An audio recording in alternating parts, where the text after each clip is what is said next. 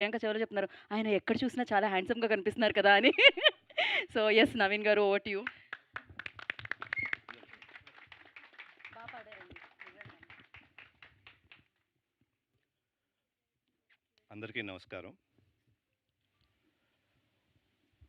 మా నాన్నగారు చనిపోయిన తర్వాత ఇది నేను చేసేది, యాక్ట్ చేసేది అండ్ ప్రొడ్యూస్ చేసే ఫస్ట్ ఫిల్మ్. సో ఆయనకి రెస్పెక్ట్స్ ఇవ్వడానికి few seconds will just pay homage.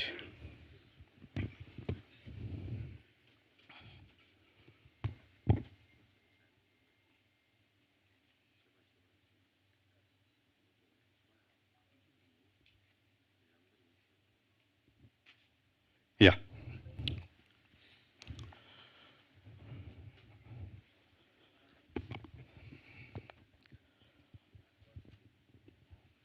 So firstly I want to address one thing is చాలామంది ఫ్యాన్స్ చాలా మీడియాస్లో లేకపోతే కలిసినప్పుడు కానీ అసలు వడ్డే నవీన్ గారు ఎక్కడున్నారు, ఇక్కడ ఉన్నారా లేరా అనే ఈ సందేహం అనేది చాలామందికి ఉంది. నేను ఎప్పుడూ హైదరాబాద్లోనే ఉన్నాను. బట్ ఎక్కువ ప్రెస్‌లోకి గానీ అట్లా కనపడలేదు కాబట్టి I was most of the time with family, friends and in my own homely life. So అయినప్పటికీ ప్రతిసారి ఫ్యాన్స్ కానీ, ఆడియన్స్ తెలుగు ఆడియన్స్ కానీ ఎక్కడో ఒకసాట నన్ను గుర్తు చేస్తూనే ఉన్నారు. For thought I'm very thankful to them.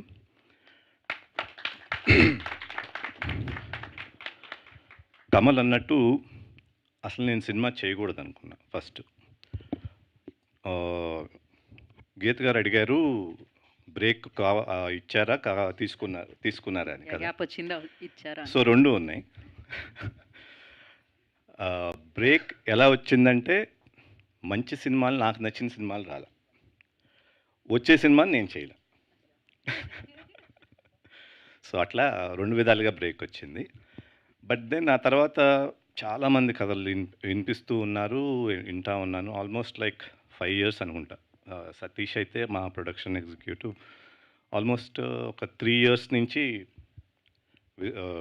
ఎక్స్టెన్సివ్‌గా ఎన్నో నంబర్ ఆఫ్ స్క్రిప్ట్స్ విన్నాను. అన్ని థ్రిల్లర్స్ బాగున్నాయి, బాగోలేదంటలేదు కానీ బట్ నేను అనుకున్న స్టైల్‌లో లేదని నాకు అనిపించింది.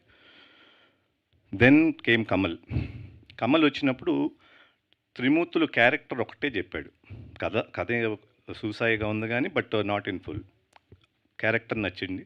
టైటిల్ చెప్పాడు ట్రాన్స్ఫర్ త్రిమూర్తులు. ఈ రెండిటితో ఆల్మోస్ట్ 1 ఇయర్ కూర్చున్నాను, డెవలప్ చేశాను. సో అక్కడి నుంచి డెవలప్ అయ్యే లాస్ట్ మినిట్ వరకు కూడా సినిమా చేస్తానా లేదా అనేది సందేహమే. వస్తే మంచిది చేద్దాం, లేకపోతే ఇట్లా ప్రశాంతంగా ఉందాం అన్నదే ఐడియా. సో ఎప్పుడైతే ఫుల్ఫిల్లింగ్గా కథ వచ్చిందో then we started production and shooting wise very ఫాస్ట్గా అయిపోయింది. పోస్ట్ ప్రొడక్షన్ కూడా బాగా ఫాస్ట్గా అయింది.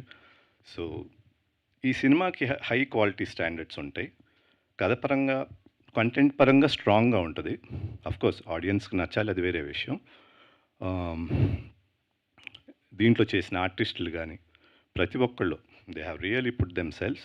ఎస్పెషలీ మై టీమ్, కార్తిక్ అవనివ్వండి, ఒక కళ్యాణ్ కానీ, భిక్షపతి గారు కానీ, అందరూ, మన editor Vijay, all of them have work as a homely team. ఏదో డబ్బుల కోసం చేస్తున్నాం అనుకోకుండా they really worked hard and they put them cells. So ఇట్లా ట్రాన్స్ఫర్ త్రిమూర్తులు అనేది ఫామ్ అయింది. పోస్ట్ ప్రొడక్షన్ కూడా అయిపోయింది, రెడీ ఫర్ రిలీజ్. అండ్ ఈ అన్నిటికీ ఇప్పుడు ఆడియన్స్ ఎంత అడిగినా ఎప్పటికప్పుడు మీడియా దాన్ని ప్రమోట్ చేస్తూ ఇన్నేళ్లుగా 10 ఏళ్ళుగా నేను కనిపించకపోయినా కూడా ఎక్కడో దగ్గర నా ప్రస్తావన తీసుకొచ్చి ఒక్కొక్క ఆర్టికల్స్ వేసి ఇట్లా చేసినందుకు I would really thank the press for it. And coming to my heroine Rashi, she is an excellent performer. And పర్ఫార్మెన్స్తో పాటు she is a very producer friendly artist. ఎట్లా అంటే టైంకి రావటం, ముందే టైంకి ఉండటం, ప్రిపేర్ అవటం, దానికి సీన్ ఇస్తే she's on the job and she's multi talented. చాలా బిజినెస్లో కూడా చేస్తాను. Sometimes when I see her it intimidates me, ఏంటి ఈ పిల్ల ఎట్టా చేస్తానని. So all this is an inspiration from her. And that's about Rashi. And ఓవరాల్గా ట్రాన్స్ఫర్ త్రిమూర్తులు స్ట్రాంగ్ కంటెంట్తో మీ ముందుకు వస్తుంది. I hope all of you will like it, and I really thank the audience for keeping me alive for the last 10 years. Thank you. Thank you sir, thank you so much. And of course ఆ రోజుల్లో ఆ సినిమాలన్నిటితో నవీన్ మీ పేరులో